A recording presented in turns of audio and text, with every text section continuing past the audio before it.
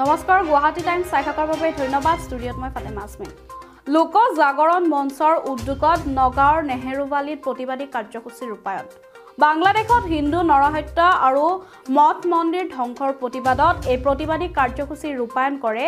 লোক জাগৰণ মঞ্চৰ নগাঁও সমিতিয়ে উল্লেখ্য যে নেহেৰুবালিৰ পৰা জিলা আয়ুক্ত কাৰ্যালয়লৈ লোক জাগৰণ মঞ্চৰ বিষয়ববীয়াসকলে হিন্দুসকলৰ নিৰাপত্তাৰ দাবীত নগাঁও জিলা আয়ুক্তৰ জৰিয়তে বাংলাদেশ চৰকাৰলৈ এখন স্মাৰক পত্ৰ প্ৰদান কৰে বাংলাদেশত বসবাস কৰা ইস্কনৰ গুৰু চিন্ময় কৃষ্ণ দাসক আটক কৰাত বাংলাদেশৰ চৰকাৰক মুক্তি প্ৰদান কৰাৰ দাবী লোক জাগৰণ মঞ্চৰ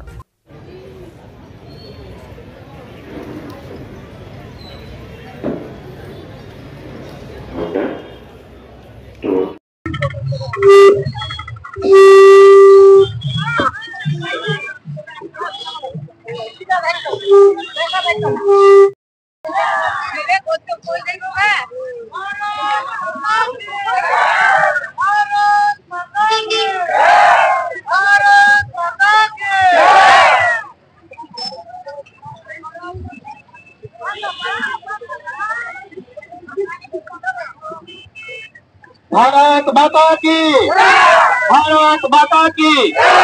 हिंदू सुरक्षा निश्चित करो मठ मंदिर सुरक्षा निश्चित करो हिंदू नारीर ऊपर अत्याचार बंद करो आमार संस्कृति आमार सभ्यता हजार हजार बছৰ पुरानी गति हजार हजार बছৰ पुरानी चहकी संस्कृति चहकी सभ्यता এই চহকি সভ্যতাৰ সংস্কৃতিক যেতিয়াই য'ত য'ত আমাৰ সংখ্যা কিছু কমিছে তেতিয়াই আক্ৰমণ কৰা আৰম্ভ কৰিছে কিন্তু আমি কোনো বহি থকা নহয় আমি সকলো সজাগ আৰু সচেতন সনাতনী সমাজ সনাতনী সভ্যতা সভ্যতা সংস্কৃতিক লৈ আমি সকলো সজাগ আৰু সচেতন গতিকে সময়ে সময়ে ইয়াৰ প্ৰত্যুত্তৰ দিয়া হ'ব सर्वे भवन्तु सुखिनः सर्वे सन्तु निरामय सर्वे भद्राणि पश्यन्तु मा कश्चित् दुःखं भाववे আমি সনাতনী সকলো নিৰোগী হোৱাটো বিচাৰো সকলো সুখী হোৱাটো বিচাৰো কিন্তু আজি কি হৈছে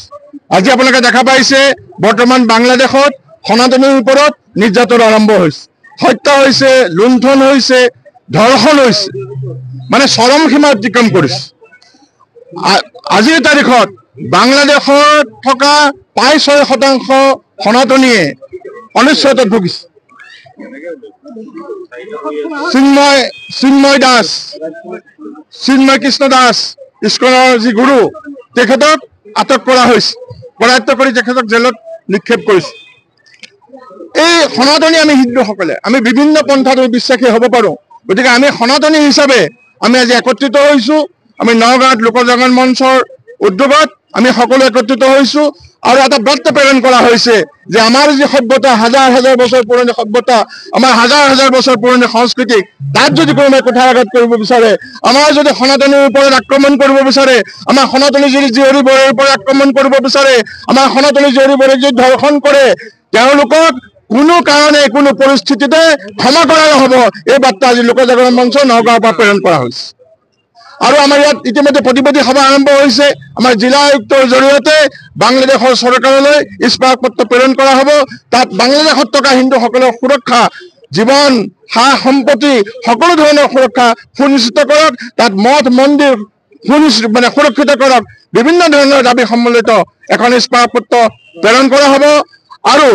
আজি ইয়াৰ দ্বাৰাই নগাঁৱৰ পৰা এটা বাৰ্তা প্ৰেৰণ হৈছে আজি আমি সকলো একত্ৰিত হৈছোঁ বিভিন্ন পন্থা বিভিন্ন ভাষাভাষী লোক আমাৰ আজি একত্ৰিত হৈছে আপোনালোকে দেখা পাইছে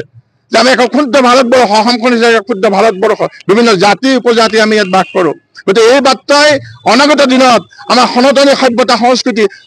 আৰু অধিক সুৰক্ষিত কৰিব আৰু অধিক শক্তিশালী কৰিব এইটো হৈছে আজিৰ এই সভাৰ বাৰ্তা হিন্দুসকলক লক্ষ্য কৰি আক্ৰমণ কৰা হৈছে